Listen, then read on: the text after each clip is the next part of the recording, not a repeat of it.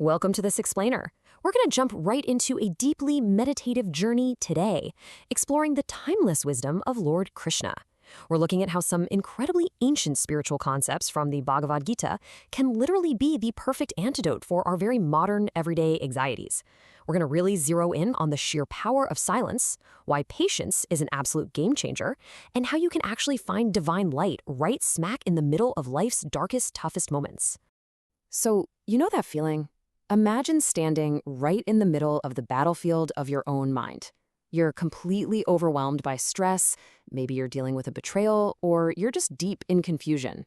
When life drags you to a total dead end, and absolutely nothing seems to make sense anymore, what's your first instinct? We usually panic, right? We try to force a solution, we overthink ourselves into a spiral. But what if these ancient texts are telling us to do the exact opposite? All right, section 1, the battlefield of life. Let's see what that actually looks like. When life brings you to a screeching halt, it's easy to feel like it's game over, but actually, it's a massive opportunity to flip that mental chaos into some really profound self-discovery. The source material has this absolutely brilliant way of illustrating just how destructive our overthinking is. It compares two very similar words from ancient Indian languages, chita and chinta. Now, a chita is a funeral pyre, the fire that burns a physical body after death. But chinta, which translates to worry or severe anxiety, well, that's the fire that consumes our living consciousness. In the written script, the only difference between those two words is just a single dot. But in real life, that one tiny dot is literally the difference between truly living and just existing as a burned-out shell. So how do we actually put out that fire of worry? Well, Lord Krishna teaches that when we're just getting bombarded by questions and we have zero answers, the absolute most powerful move we can make is to just pause. Seriously, stop looking outward for someone to validate you. Stop trying to force things to happen. Just embrace the stillness. Because when the noise of the outside world gets completely unbearable, your inner silence kicks in. And that silence, that becomes your greatest strength. Which brings us perfectly to section 2, the silence within.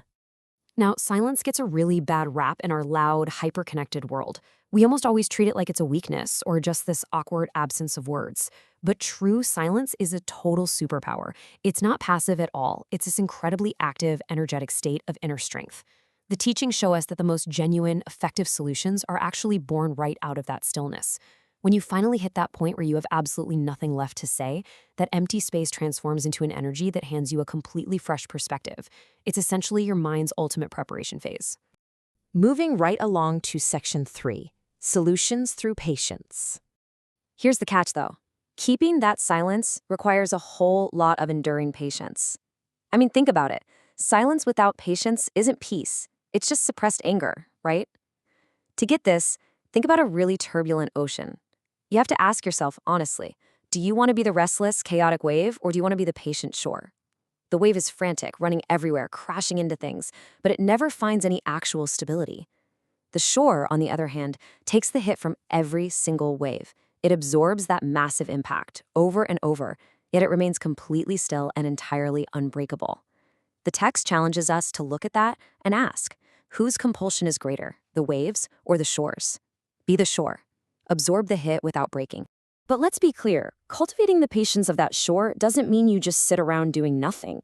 It means leaning heavily on 3 rock-solid pillars: hard work, discipline, and dedication. The text is super clear on this. The people who face their hardships head-on, leaning on these pillars, are the ones who actually learn what it means to live. Everyone else is kind of just passing the time. These 3 pillars are exactly what unlock the doors to both your future success and, more importantly, your long-term peace of mind.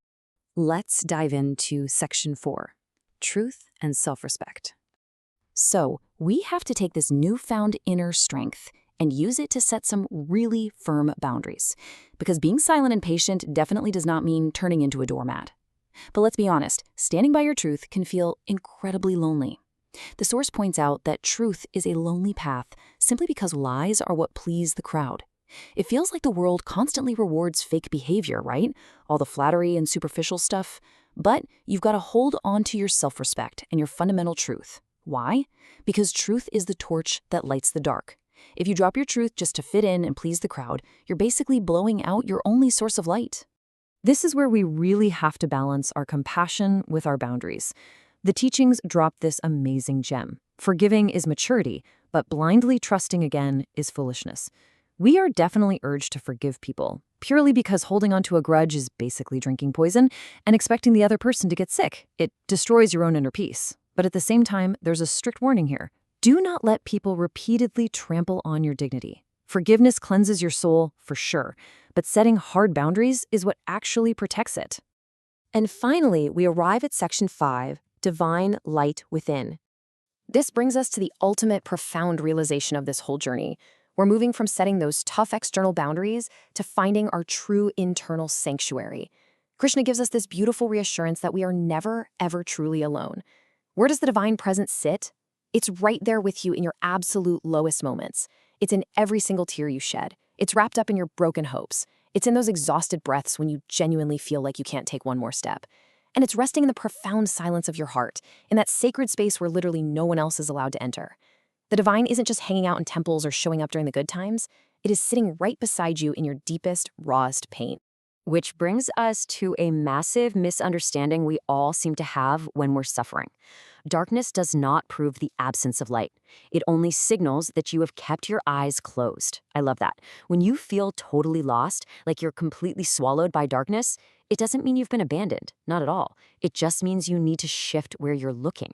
You're straining your eyes, looking outward into a dark world, when what you actually need to do is look inward, toward that eternal light. Don't search for me outside. I am within you, waiting for just one call. This really captures the entire essence of this explainer. It's a powerful reminder that the supreme comfort, the real solutions, and that deep peace we are constantly exhausting ourselves chasing, whether it's in other people, in our careers, or just out there in the external world, it's already woven directly into our own souls. The whole shebang is right there. All we have to do is just pause, lean into the silence, and look inside. As we wrap up this incredibly meditative journey together, I want to leave you with one final, absolutely vital thought to chew on. Are you ready to close your eyes to all that external chaos and finally open the eyes of your soul? Try carrying this with you as you go about your day. The next time you slam into a dead end, don't panic. Stop, take a breath, choose to be the patient shore, fiercely protect your truth, and just let that inner divine light guide you right through the noise. Thanks so much for joining me on this explainer, and keep learning.